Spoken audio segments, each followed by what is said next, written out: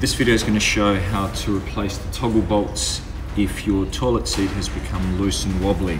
So if your toilet seat is moving around, it's probably because the toggle bolts have failed. They either haven't been tightened or they've broken for some reason, and we'll show you how to replace them. Step one is to remove the toilet seat.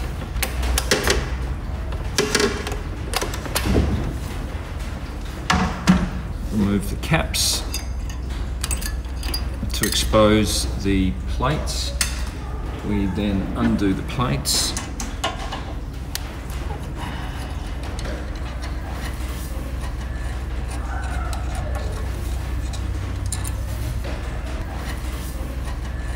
And now we remove the toggle. In some instances, if it's damaged, it might be easier to push it down. Sometimes it locks in place. Otherwise, you can pull it out. It might sometimes be easier to use that to just get that started, and then you can pull it out. That would be damaged, and then you replace that with a new one. The new one gets popped back in. Push it all the way down. Cover plate goes over the top.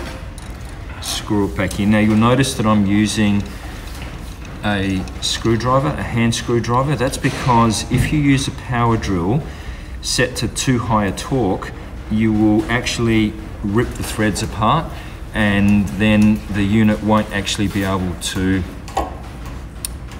be held in place. So the seat will always be loose. So hand tighten it. You can't over tighten it by hand.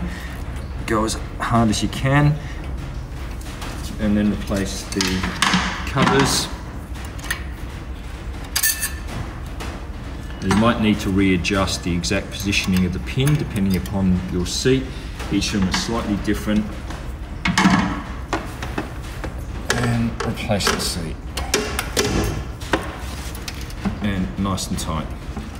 So that's as simple as that to replace it. Again, remember that you tighten as hard as you can with a normal screwdriver.